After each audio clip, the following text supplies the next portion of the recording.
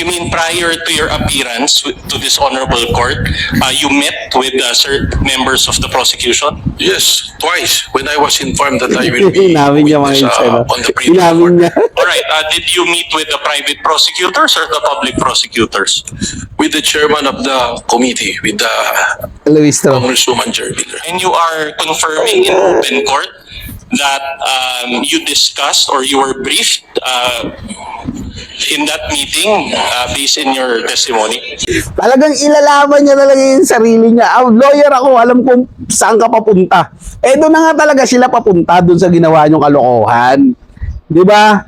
Bakit kayo nag-meeting? Bakit kayo nag-usap 2 beses pa? Para saan yun? Di ba? Pwede pala yung ganun. O, tara, meeting muna tayo.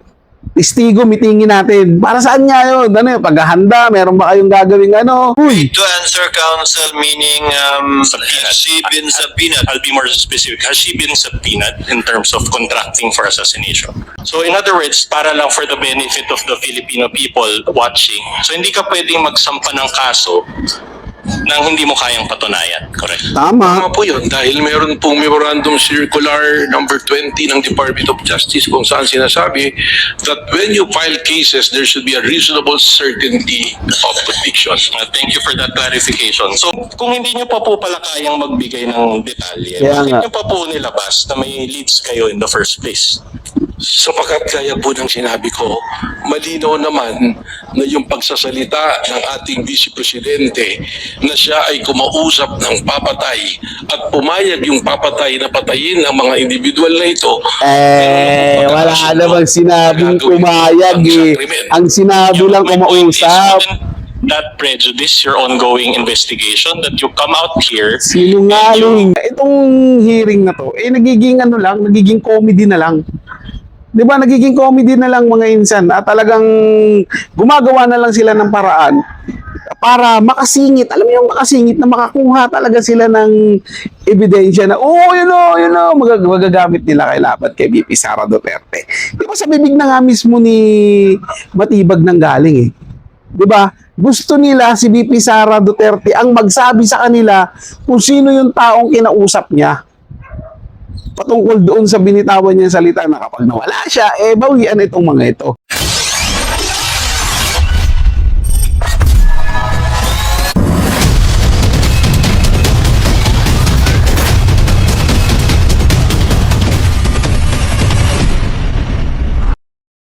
So yun o mga insan, reaction insan po muling nagpabalikat. Eto na nga, katulad ng sinabi ko sa nakaraang video natin mga insan, pag-usapan nating meeting nito ni Matibag at ni Luistro. Di ba? Pwede pala talaga yun mga insan. Ano? Di ko alam, saan nila pwede eh. Na yung witness, meetingin muna ng prosecutor, lead prosecutor. May mga ganong issue ha. Di ba si Matibag talaga, tibag na tibag eh. Pahiya rito eh. Bistado tuloy sila ng depensa. Ganyan pala ginagawa nyo. Meeting pa pala kayo Naalala ko tuloy dyan mga yung house show na house show na investigasyon nila, di ba? Di ba si Matibag, naalala nyo yun? Di ba? Pwede po ba ako lumapit dyan? Di ba? Lumapit, nagpulong-pulong sila. Ang lupit na ginawa. Pwede pala yun mga insan. Gano'n eh. Ang galing talaga basta itong mga nasa kabilang kampo. Pagka bumali ng batas, bumali ng katotohanan, ang galing husay na nila eh. Aral-aral lang sila mga insan. Kaya-kaya na nilang gawin. Pero bago yung mga insan huwag nyo kalimutan naman sana na mag-subscribe. Palambing naman po, pa-subscribe naman po dito sa ating channel. Lalo na dyan sa mga DDS at mga insan, patulong naman. Mag-subscribe kayo dito sa ating channel at i-share nyo na rin ang aking mga video para mas marami pang makapanood. Diba? Eto, pag-usapan na natin ito si Matibag mga insan. At bisitahin nyo nga pala huwag nyo kalimutan, bisitahin nyo yung ating Facebook page at TikTok. Subscribe na kayo sa channel natin. Mga insan, libre lang naman, wala pong bayad. Huwag kayong matakot mga insan. Kaya naman, subscribe na. Hindi ko lang alam sa Facebook kung may bayad ang subscribe na nakalagay. Pero sa YouTube kasi mga insan, wala pong bayad yan. Nasa YouTube naman tayo kadalasan. subscribe kayo sa ating YouTube channel. Wala naman po talagang bayad yan, mga insan. Maliban na lang kung mga yung tinasawag nila padulas, palipad, ano. Hindi ko alam kasi yun, mga insan, kasi wala naman pang gumagawa sa akin. Yung give things na ganun, wala pa naman din, mga insan eh. Siguro wala pa tayong matibay na fanbase kasi nagsisimula pa lang naman din tayo. At sana, sa mga darating na panahon, meron na tayong mga solid na mga kaibigan dyan. Pero maraming salamat pa rin na kasi ang dami pa rin pong nanonood sa atin dito sa ating channel. At dahil nga doon, monetize na rin tayo, mga insan. Pasok na tayo sa monetization at kaya mas lalo tayong ginaganahan. Di ba? Bahali nang dito tayo kumita sa monetization, mga insan. Wag lang tayo doon sa binabayaran. Kaya bayaran man tayo ng Duterte, kaya bayaran man tayo ng kabilang kampo, hindi natin tatanggapin yan, mga insan. Kasi ito'y ginagawa natin na bukal sa ating kalooban. Mas mainam na yung wala kang tinatanggap na kahit sinong mga politiko dyan, sarili mo lang. Diba? Yung mga audience mo lang na manonood ng mga ads at hindi nila i-escape dun kasi tayo kikita. Mga insan, alam ko doon. Kasi baguhan lang tayo sa mga ganito, mga insan eh. Diba? Bonus na yun pag kumita talaga tayo dahil monetize na tayo. Pero kung hindi man, happy pa rin ako, mga insan, kasi kahit papaano, nagagawa ko yung gusto ko. Ito nga, yung magbahagi sa inyo ng aking reaction, opinion, patungkol dito sa nangyayari sa ating bansa. At eto na, pag-usapan natin, si Matibag na nakipag-meeting. Grabe naman to. Pwede pa na talaga eh. No? Galing nila eh. Para sa kanila pwede yun, mga insan. Galing talaga nila. Ito na, mga insan, panoorin natin to. Considering that there's no subpoena, I'm just wondering how it works. Did you coordinate with Kasi any nila of ito, the mga insan, prosecutors in kasi relation nila galing sa to SMNet. appearing or appearance in today's Dito, proceedings? bilib ako sa SMNet. Saka sa Net25, yung channel ng INC, mga insan. Parang ito lang yung channel na You mean prior to nagbabahagi your ng appearance katotohanan to this talaga. honorable court, you met with members of the prosecution? Yes, twice. When I was informed Hindi na that I tayo will tubig, be mga a insan. witness on the pre-trial order. Alright, did you meet with the private prosecutors or the public prosecutors? With the chairman of the committee, with the Congresswoman Jervin. Dahil You yung sura are natin, confirming in ilog. open court that tayong you video discussed na. or you were briefed in that meeting based in your testimony. What was the, what? Okay. Aray mo. Well, I'm a lawyer and I know where you're going. There was no discussion or coaching. We just Alam discussed namin, lawyer matters not ka. supposed to be I'm a lawyer. covered by my I testimony. know where you're going. Because I'm a director. Alam mo I will talaga, be alam mo yung testifying. pupuntahan yung ano. Of Lawyer course, ka nga eh. want to know what will be Lawyer the tabla nature talo. of my testimony. In the same way that when you want to present me as your witness, I will be more than willing to sit down with the defense counsel. Your Honor, I take exception to that. I don't think Director Matibag knows where I'm going. Defense counsel. Hindi ka kailangan sa defense counsel. Diyan ka lang. Your Honor, I don't think we are calling him as a witness. So these are facts that only he assumes. No, but we want to say that for the record, Your Honor. Witness will not argue with the counsel. Oo, diba? Kindly move on, counsel, for Pagtalo ka respondent. pa. Alright, let's just move on, Director Matibag. And despite that spousal relationship that you admitted, you decided to appear and testify today, correct? My decision to be a witness is by virtue of a subpoena issued by the Honorable Court in the invitation of the Committee on Justice, the prosecution. However, the job of my wife as a legislator is totally detached from me being the director of the National Bureau of Investigation. Okay, my next question is, but Siguro kaya kinuha to si Matibag dahil parang si Tory din for to. you to eh. appear today. Komento nyo nga. Pares ba sila ni Are Tory? you saying that you receive a subpoena Yung magiging despite puppet? this honorable court not issuing a subpoena for you? Magalit sa akin si Even if Matibag. there's no subpoena, Inyong ko yan, the Matibag, pre-trial apin order was yung ngayon. to be a witness. Wala, And I was inyong ko lang yan. invited by Magalit. the prosecution to be a witness. And from my understanding, Puppet in the eh. pre-trial order, I was also listed by the defense. I will be gladly witness for the defense as well if I will be called upon. Alright, but which is which? Are you appearing today by virtue of a subpoena or without a subpoena? I'm appearing today as a witness as called upon and announced by the Honorable Court and by the invitation also of the No, that's not prosecution. my question, Director Matibag. You're a lawyer, you know this. Are you appealing Lawyer ka, di ba? Alam mo yan. virtue of a subpoena or no subpoena? Binawian siya. There's Oh, lawyer ah. a verbal announcement Binawian from the siya eh. Honorable Court that I will be a witness in today's hearing. Your Honor, the question of the defense is Yan naman si Luistro eh. It is apparent that last week a subpoena Luistro, was issued to the rescue. witness, Your Honor, and it is because of the other matters that was heard and addressed by the impeachment court. The schedule of the witness was scheduled to today. Your Honor, The objection is overruled. First, asked and answered, and for the record and information of the senator judges, the presiding officer confirms that no subpoena was issued to Director Matibag. In fact, I asked if one was needed, and the response I got was that it was not necessary. But indeed, the chair also confirms that the name of Director Matibag was requested to be invited by the counsel by the prosecutors, and he was so named by the presiding officer to attend in I believe yesterday supposedly and today's trial dates. Move on, counsel. just one last question on this point. So Yes, Counsel. considering that there's no subpoena, I'm just wondering how it works. Did you coordinate with any of the prosecutors in relation to your appearance in today's proceedings? Well, we conducted some meetings on this matter.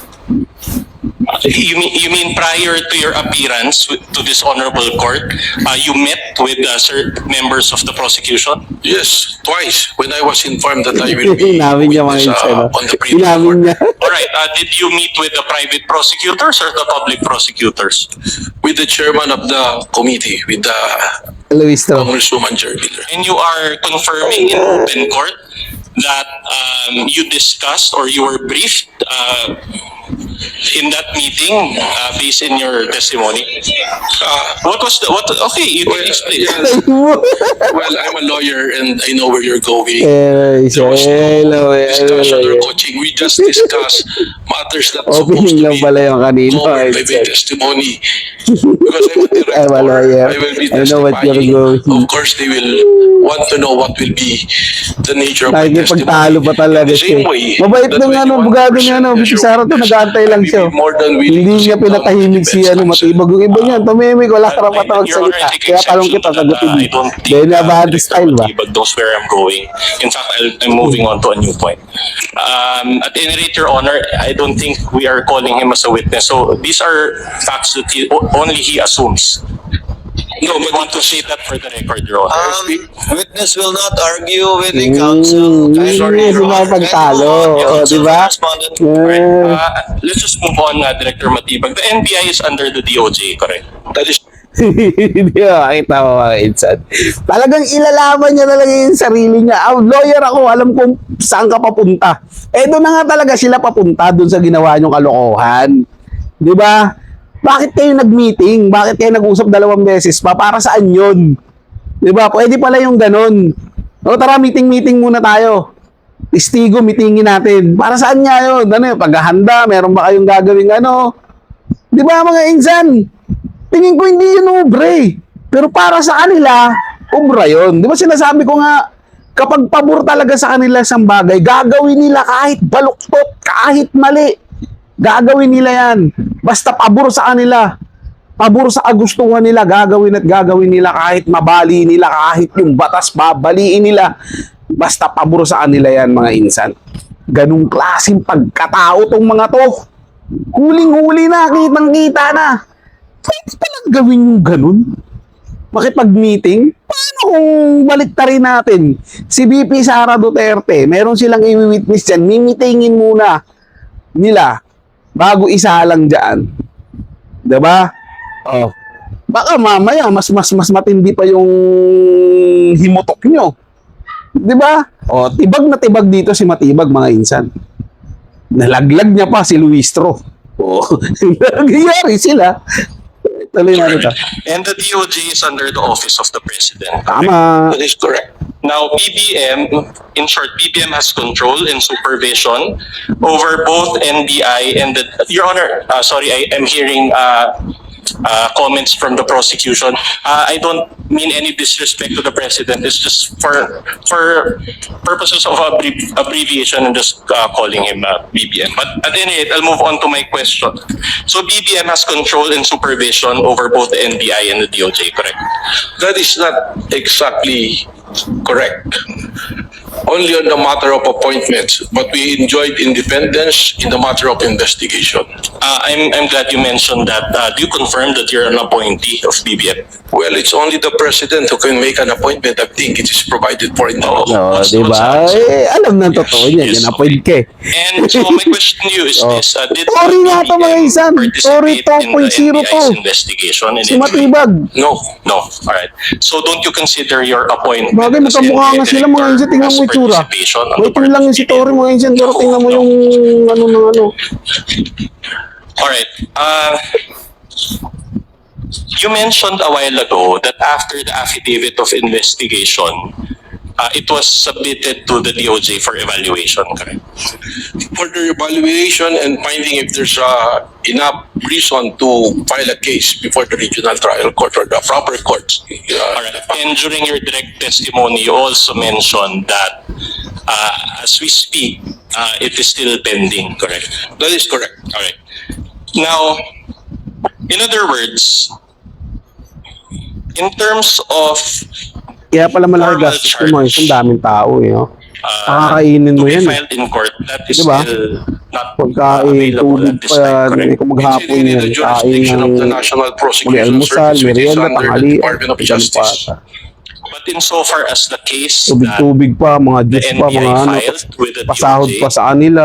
is it not the case Ilaw, that tubig ko rin. charge does Ano, not ganun pala include yun. Kaya pala malaki contracting bayad. for the Kaya pala malaki assassination? yung gastos. That is kay- correct. What was filed was rape, threat, and inciting to sedition. So in other words, at this point, VP Sara is not being made to answer for contracting for assassination, correct? That is exactly what my testimony covered.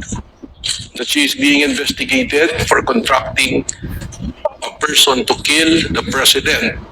And that is a continuing threat not only to the life of the president, but to the national security of our country. Not responsive, Your Honor. My question is if she's already being made to answer Kaya nga eh. to that. Layo nung particular sinasabi nito ng Matibag. Uy! To answer counsel, meaning Subpoenaed. has she been subpoenaed? I'll be more specific. Has she been subpoenaed in terms of contracting for assassination? Well, in this impeachment court, she is being on trial. And that is very well covered by the articles. To me, as a lawyer, not only as an NBI director, and as a former dean, that is a betrayal of public trust to me. Because you made an oath of Sa'yo lang. office that Sa'yo you will lang. protect, defend the Constitution, execute laws, do justice to others. Director, And if I let the court intervene at this juncture, that is not responsive to the question of counsel. Kindly Kaya just nga, answer layo the ng ano, question. Matibag. Has the Sagot NBI to. issued a subpoena Sa tanong. against the Vice Kaya President with sinabina niyo ba? respect to the crime of contracting a killer, allegedly? At this point, Your Honor, not yet. Not yet. Okay. Please proceed, counsel. That's enough. So no subpoena as of now. Sino nga yung mga insan eh? Eto, di ba? Sinabi nito ni Matibag na nagkontrata daw di umano ng nag-a-assassin nga daw o assassin itong si VP Sara Duterte. Pero hindi nila sinubpina. Di ba tinanong siya ng depensa eh, sinubpina mo ba si VP Sara Duterte? Ang dami niyang palabok na sinasabi. Ito lang yung mga insan ha. Sinabi ni VP Sara doon sa video niya, pag kinano nyo nga, pag pinanood nyo, sinabi niya doon si VP Sara, huwag kang mag-alala. Kasi, kapag nawala ako, o may tsumegi daw sa kanya, may kinausap na siya na para gantihan si BBM, si F. Elisa, at si Romualdez. Di ba? Wala siyang sinabi doon na meron siyang kinausap na assassin. Di ba? Kasi yung mga insan, wala siyang sinabi doon. Ang sinabi niya lang, may kinausap na siya. Eto namang mga, hindi ko alam kung matino ang mag-isip, may kausap na siyang assassin. Ha? Saan doon banda na sinabi ni VP Sara Duterte na assassin yung kinausap niya? Asaan dun banda? Wala, di ba? Tanging yung nag-interpret lang ng mga tang-GA, yung mga tanga, yung nagsabi na merong assassin. Di ba? Sa haba ng video na yon, sinabi pa nga ni VP Sara Duterte, kurap si ganto, si BBM, si Lisa, si ano, hindi na nila pinaniwalaan yun. Pero yung sinabi na may kinausap na ako na bawian itong mga tao na to, siyempre totoo naman yun, mawala siya dahil may banta nga sa buhay niya. Kung nakikita niyo, di ba, may last si Inday Sara, si VP Inday Sara sa liig niya dahil may nagtangka sa buhay niya. Di ba? Oh. Kaya sinabi niya na may kinausap siya. Pero doon sa sinabi na may kinausap, may binanggit ba doon na kumuha ng assassin? Di ba? Meron ba doon magbabanta ka sa isang tao, idadaan mo sa social media? Di ba? Kung pure na pagbabanta, idadaan mo sa social media. Di ba kakapaghanda yung tao?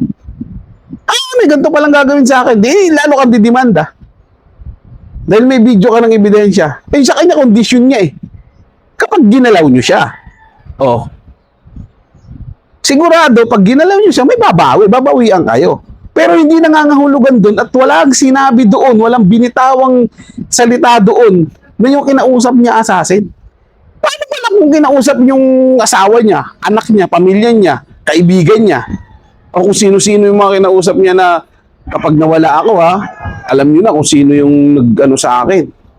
Oo, yun ang bawian nyo. See? Di ba? Pero walang binanggit doon na assassin. At sa haba ng video na yun, mga insan, ng mga sinasabi ni VP Sara Duterte, yung mga magagamit lang talaga nila laban kay VP Sara Duterte, yun yung pinaniwalaan nila. Di ba dapat yung buong video, paniwalaan mo yun. Imbestigahan mo yun. Like yung pagiging korap ni Bongbong Marcos, ni Lisa, at ni Romualdez, itong magkakamag-anak na to.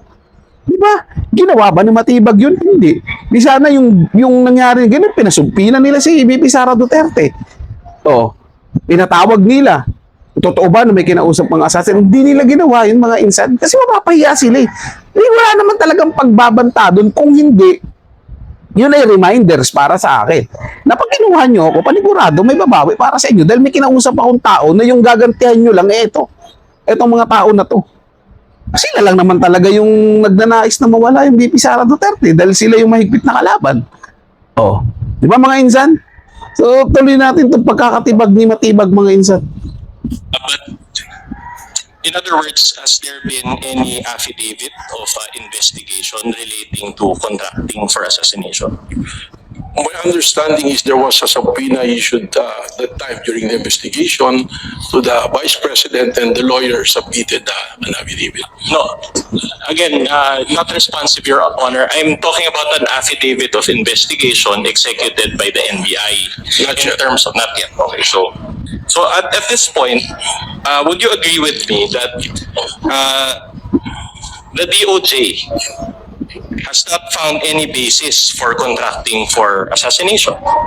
Wala pa po sa yun. Di ba? So at Ayaw this talaga. point, as of today, there's simply no evidence to warrant Kasi kayo the lang filing gumawa nung of a salitang formal assassin charge eh. for contracting for assassination, correct? That's why kung babalikan po natin yung aking testimonya, this is a continuing and an open investigation. Continuing pa pala eh. Wala pa pala talaga kayong matibay na ebidensya So eh. in other words, Na meron the siya reason why kinontrata these eh. are not present at this time. Paano kayo makakahanap ng ganun dahil hindi naman talaga assassin yung inausap? Isipin nyo nga mabuti. Alright. Paano pala kung sa'yo sinabi Now, mo? you mentioned about So ito bawian nyo sa mga threats pulis and yun. inciting to sedition. My question to you is, these subject matters fall under the category of felonies, correct? That's correct. Yeah. Now, in fact, based on the penalties involved as provided by law, these fall under the jurisdiction of the first level trial courts, correct? Yes. All right. Now, moreover, for one to be declared guilty of these felonies, the burden of proof is guilt beyond reasonable doubt, correct? That is correct. Now, guilt beyond reasonable doubt, is this a low threshold or a high threshold? Beyond reasonable doubt, of course, it's a high threshold. In fact, it is the highest threshold in That is criminal law, correct. correct? So in other words, para lang for the benefit of the Filipino people watching, so hindi ka pwedeng magsampa ng kaso nang hindi mo kayang patunayan, correct? Tama. Tama po yun dahil meron pong Memorandum Circular number 20 ng Department of Justice kung saan sinasabi that when you file cases, there should be a reasonable certainty of conviction. Thank you for that clarification. So, if the threshold is guilt beyond reasonable, if this threshold of guilt beyond reasonable doubt is not reached, then the accused must be acquitted, correct? Tama po yan.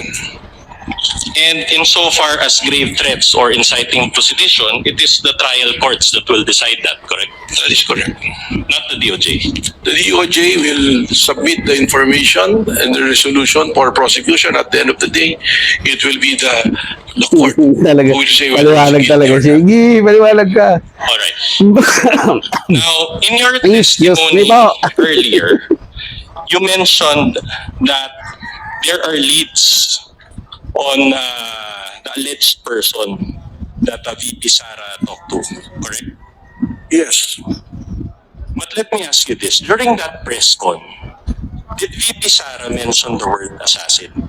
Wala po. Alright. Di ba? Yun sinasabi ko mga The insan. investigation Wala on siyang these in-mention leads, doon. are these already final? Pakiulit po.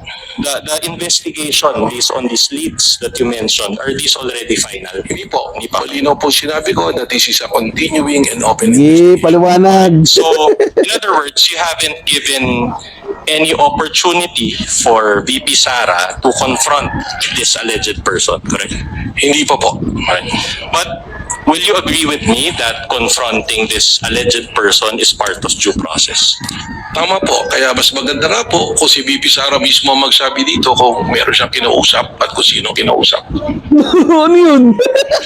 But is that part of the SOP also that you give an opportunity for VP Sara to confront? Tibay mo ah. Tama po. Pag natukoy na po namin kung Kasi sino sabihin ni VP Sara yun. Di hanapin that is yung the investigador ka, di ba? Siya po yung aming kukumprontahin para siya po ay Oo, masagot kumprontahin. Ano yun? kung taong talaga ito ang kanyang kinausap para patayin ang Pangulo. Alright.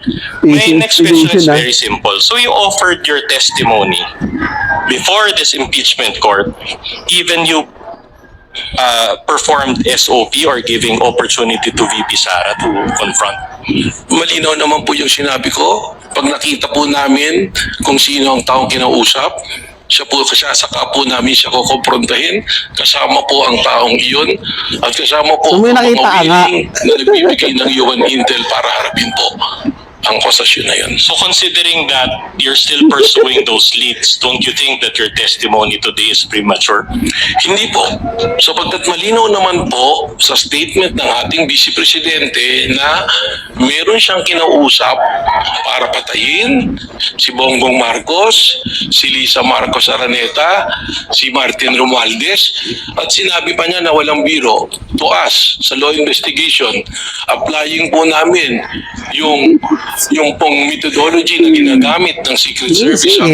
Amerika ay papasok po rito na ito ay Tatawanan ka nila sa likod mo, confession ng matibag, isang oh. tao na meron siyang isang plano na pagpatay.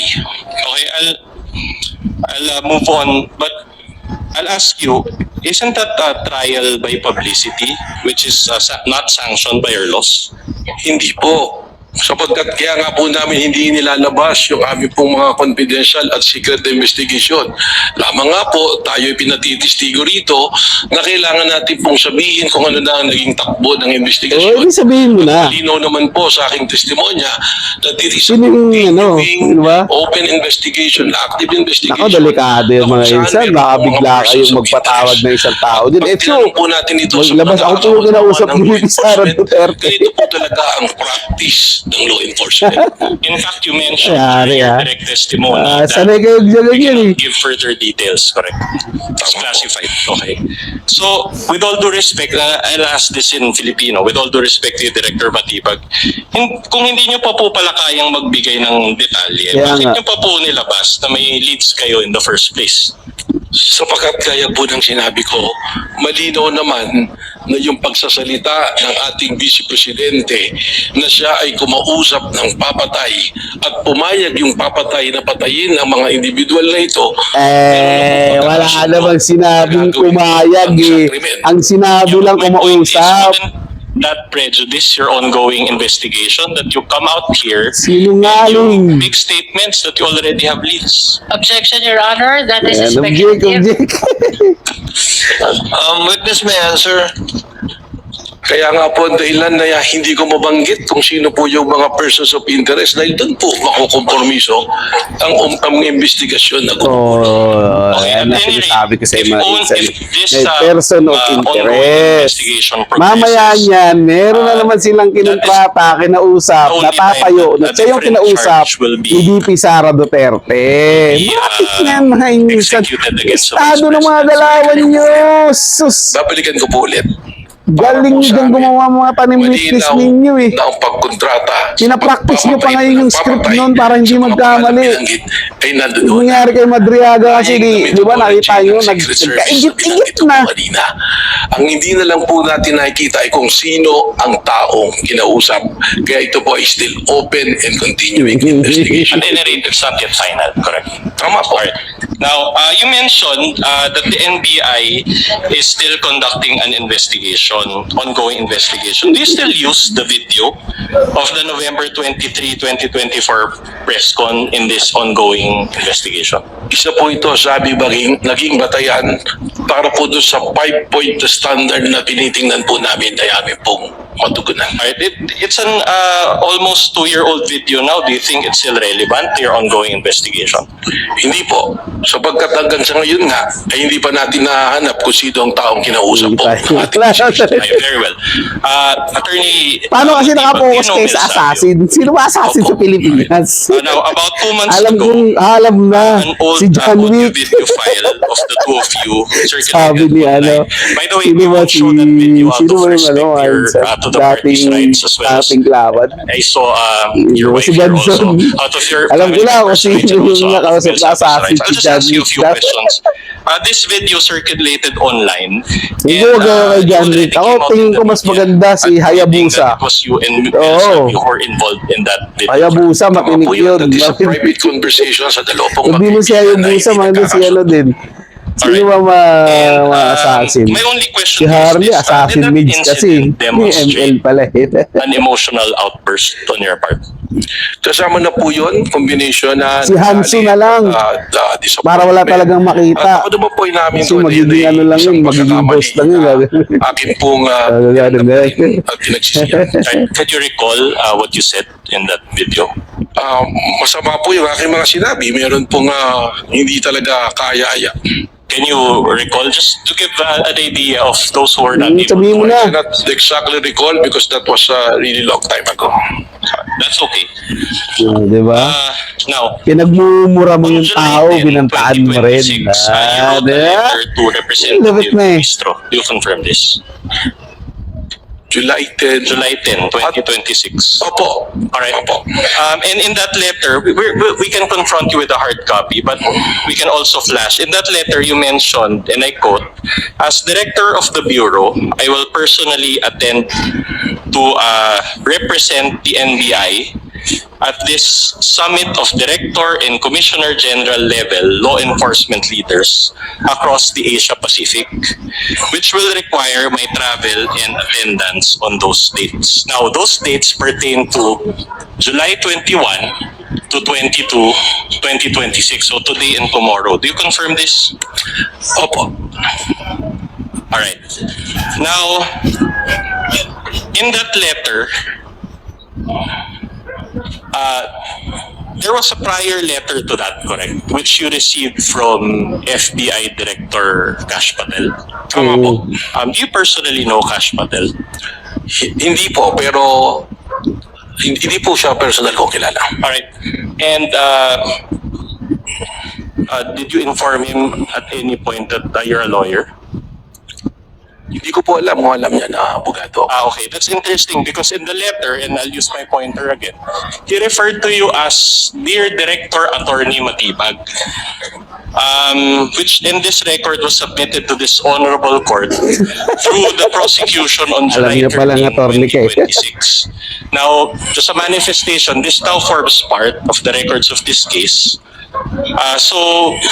Are you friends or did he just research about your being a lawyer? Ganito po kasi ang nangyari dyan. Eh, maliwanag. High value target, one of the top 10 most wanted, si Henry Kimball, ang pangalan po niya, who scammed the government about 2.8 million. Number 2 po siya sa 10 most wanted. And we have a coordination meeting with our local counterpart ng US Embassy na FBI station in Manila, si Ma'am Courtney, asking for her help for the extradition of this person who happens to have a problem in a court in Makati. They were expecting na ito pong taong ito ay matagal pa bago ma-extradite sa kanila. Lumapit po sa atin sa NBI at dahil natulungan po natin na yung inaakala nilang buwan ang lilipas bago ma-extradite, inatulungan po natin sila sa loob ng 2 araw ay na-extradite po. Baka na bilis Kaya ah. na-extradite po, ito po Bilis si na Henry action Kimball. na, tibag ah. Ako po ay tinawagan ni Ma'am Courtney ng FBI nang siya nasa Amerika at sinabi na nagpapasalamat. Katunayan po, nagpadala po ng letter of gratitude ang FBI. At yung pong pag-attend ko sa bangko, hindi naman po basta lang ako attend doon sa conference. There was an opportunity on the side na magkaroon po kami ng pagpupulong po ng personal ni Director Cash Patel. Yeah. Kaya po, gusto ko sana makadalo doon. Thank you for that clarification. Anyway, I'm just asking because the schedule of the court actually changed or was altered because of this letter. Just a few questions on this. Now, upon perusal of this letter, it appears na sinulatan kayo na diretso ni Director Cash Patel and walang address yung NBI. It just says Manila. Do you confirm the receipt of this letter? It was sent through an email. Through email, okay. Now, of course, before you wrote Representative Luis Tro, you first confirmed your attendance with FBI Director Patel, am I right? Wala pa po na confirmation. Dahil malinaw naman po, sinasabi ko nga po kay Congressman Luis Tro na 2 event siya na magkasabay. Sayang yung opportunity na maaari ko makausap yung FBI director sapagkat it's very rare that an FBI director will talk to an NBI director. Yeah. So sinabi ko na baka naman pwede na mas mapaaga kung pwede lang at kung makikita naman po doon sa liham ko, respectfully I'm requesting. Pero lininaw ko po kay Congressman Luis Tro na 2 event siya at in order of priority. Yes, kaya ang naman aking pala pong binalo. priority Lakas mo ay talaga pag-istigo matibag. dito po sa impeachment court. At sabi ko naman, ginabot ko po through Ma'am Courtney that probably we can arrange another day na magkausap po kami ni Director Cash Patel. Okay, thank you for that clarification. At any rate, you're admitting that before you wrote Representative Luis Tro, hindi pa final yung confirmation mo dito kay Director. Meron na pong arrangement. I mean, Pero alam po nila na ako'y magtitistigo. So kung malilipat po, that is the only time na ako po ay pupunta sa Bangkok po. No, I'm talking about may confirmation na kayo ni Director Cash Patel before you wrote Luis Tro, wala pa. There was already an invitation and information channeled to their local representative, si Ma'am Courtney po. Ma'am, sino yun, ma'am? Siya po, si Courtney, siya po yung FBI representative dito. At any rate, my question is, do you maintain that this is an official invitation from FBI? Yes. All right. Katunayan, meron pong dumalo ngayon doon, yung pong aming representative ng IOD. And it's also director or commissioner level. Ano po, siya po ay division level po. Are you at liberty to disclose the name? Or Yes, po, Attorney Chris Hernandez. nandun siya sa Bangkok ngayon? Nandun po siya. Would you know kung si Director Cash Patel nag-attend doon sa Bangkok ngayon or nag-cancel din? Hindi ko po alam. I have to get the information. Alright, now, just one last manifestation, Your Honor. Again, these documents comprising of 3 documents, June 24, July 10, and July 13, were introduced by the prosecution and are now part of the records of this case. If I may be allowed to proceed, Your Honor. Now,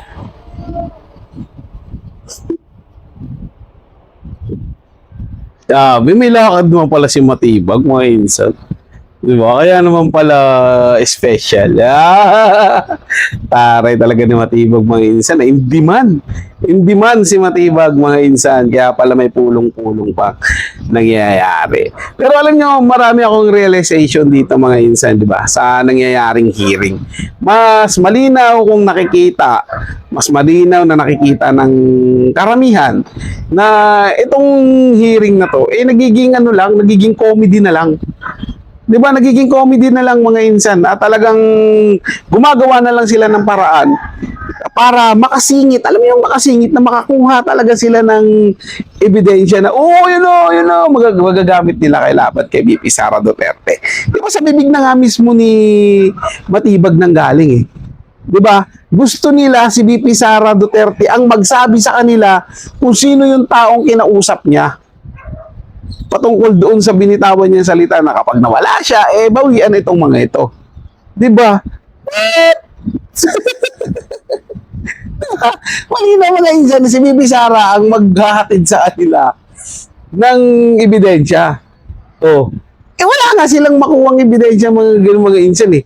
Paano pala? Kung ito yung nangyari, nasabi ni BP Sara Duterte yun, out of anger. Di ba? Dahil nagalit siya.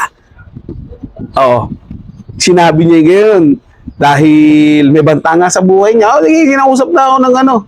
Para matigil lang yung banta para sa laban sa kanya.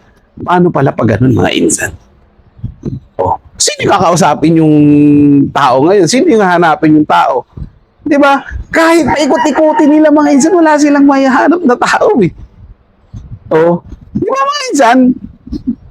Wala silang mahanap na ganun. Kaya ang gagawin nila, dapat si BP Sara talaga umatin dito. Para matanong natin, sino yung nakausap mong tao? Sino yun? Iharap mo dito. Di ba? Ganun ang gagawin nila. Fishing expedition nga mga insan. Yun ang malinaw para sa akin. Wala pa talaga silang konkretong ebidensya. Wala silang konkretong patunay patungkol dyan. Basta tuloy lang ang hearing kasi dual purpose yan mga insan eh. Makahanap sila ng ebidensya at matuluyan sisira kay BP Sara Duterte at masira talaga yung pangalan ni BP Sara Duterte. Takot na takot silang maging pangulo si BP Sara Duterte. Alam naman natin kung bakit. Dahil panigurado, mananagot at mananagot sila sa kawalang hiya ang ginawa nila, sa pambababoy nila dito sa ating bansa. So yun lang mga insan, maraming salamat sa inyong panonood at syempre huwag nyo kalimutan mag-subscribe dito sa ating channel at kung mahinain kayo, komento, pa-shoutout, ilagay na sa ating comment section, babasahin po natin yan. Maraming salamat sa inyong panonood mga insan at ingat po kayo palagi.